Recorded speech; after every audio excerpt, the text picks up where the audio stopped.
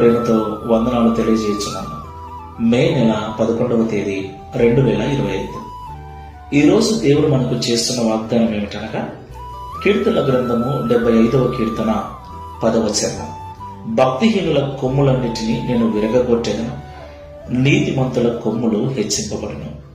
ఆమె నా ప్రియమైన సహోదరి సహోదరులారా, దేవుణ్ణి ఆరాధిస్తున్న మనలను, దేవునికి ప్రార్థన చేస్తున్న మనలను దేవుడు ఆశీర్వదించడానికి సమర్థుడై ఉన్నాడు. ఈరోజు తక్కువ స్థితిలో ఉన్న వారిని ఎక్కువ స్థితిలోనికి, ఇరుకులో ఉన్న వారిని అనేకులను విశాలతలోనికి నడిపించిన దేవుడై ఉన్నాడు. దేవునికి మహిమ కలుగుగాక.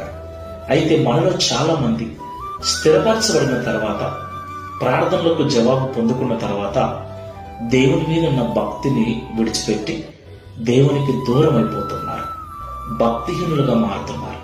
వారికి వచ్చిన ఉద్యోగాన్ని బట్టి